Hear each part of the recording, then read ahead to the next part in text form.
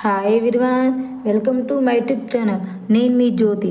ఈరోజు మన కిచెన్లో వచ్చేసరికి బ్రెడ్ హల్వా అండి. చాలా సింపుల్ టేస్టీ రెసిపీ అండి.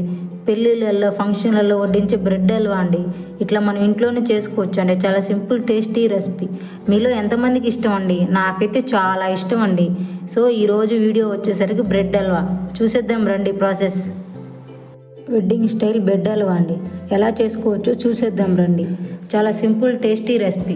మన ఇంట్లో ఎప్పుడైనా స్వీట్ తినాలనిపించినప్పుడు ఇలా చేసుకుని తినండి. టేస్ట్ చాలా బాగుంటుంది. ఒక బ్రెడ్ ప్యాకెట్ తీసుకొని అందులో సగం తీసుకున్నానండి. బ్రెడ్ ప్యాకెట్లో సగం తీసుకున్నాను కదా, అవి సరిపోతుంది. ఇంకా అట్లా సైడ్కి కట్ చేసుకోండి. సైడ్కి అట్లా 4 షేపులు 4 పక్కలు కట్ చేసుకుంటే ఇంకా బ్రెడ్ మంచిగా వస్తుందండి. బ్రెడ్ హల్వా మనకి అట్లా మధ్యలో కట్ చేసుకుని షేప్ కూడా మనకి చాలా బాగా వస్తుంది. ఇంకా నూనెలో వేయించుకునేటప్పుడు కూడా నీట్గా మంచిగా వస్తుంది. అట్లా మధ్యలో కట్ చేసుకుని అవన్నీ అట్లా పక్కన పెట్టేసేయండి. అవన్నీ కట్ చేసిన తర్వాత ఒక గిన్నెలో పెట్టేసేయండి. చూసారు ఎంత బాగా వచ్చాయో. అట్లా సైడ్కి కట్ చేస్తే ఇంకా వైట్ కలర్ది చాలా బాగా వస్తుందండి బ్రెడ్ హల్వా. ఇంకా అవన్నీ అట్లా గిన్నెలో పెట్టేసి పక్కన పెట్టేసింది. ఆ లోపు స్టవ్ ఆన్ చేసి కళాయి పెట్టి 100 గ్రామ్స్ ఆయిల్ వేయండి. ఆయిల్ హీట్ అయ్యేలోపు మనం ఆల్రెడీ బ్రెడ్ కట్ చేసుకున్నాం కదండి, అవి ఒకసారి చూసుకోండి ఆయిల్ కాలిందో లేదో.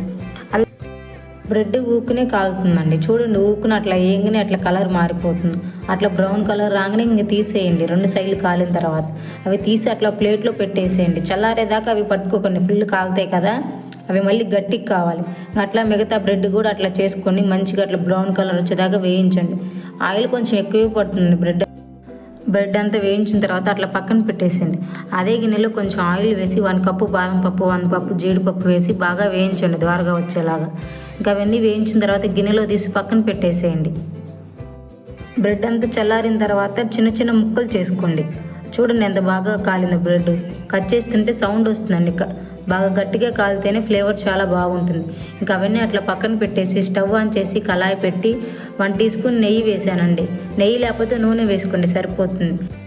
మనం పంచదార ఎంత తీసుకుంటే వాటర్ కూడా అంతే తీసుకోవాలండి. నేను 2 కప్స్ పందారు వేసానండి, 2 కప్స్ వాటర్ తీసుకున్నానండి.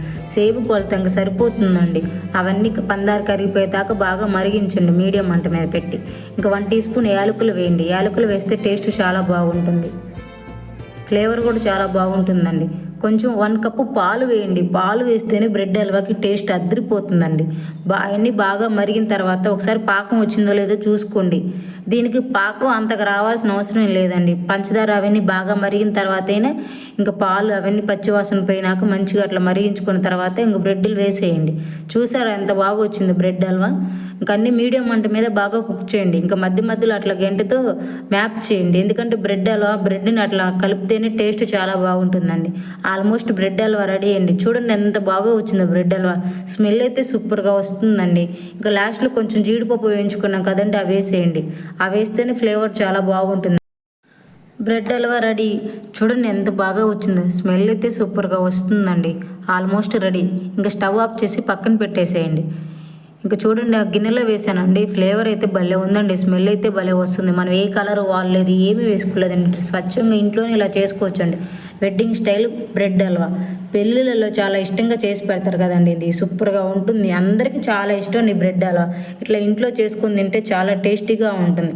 ఎప్పుడైనా స్వీట్ తినాలనిపిస్తే ఇలా చేసుకొని తినండి, చాలా బాగుంటుంది బ్రెడ్ హల్వా. చాలా సింపుల్ టేస్టీ రెసిపీ అండి.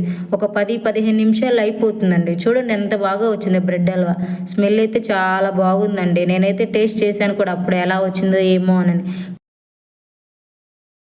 నేను టేస్ట్ చేశానండి, చాలా బాగా వచ్చిందండి. 1 టీ స్పూన్ తిన్నాను కూడా. వేడిగా ఉంది కదా, కొంచెం చల్లారిన తర్వాత తినండి.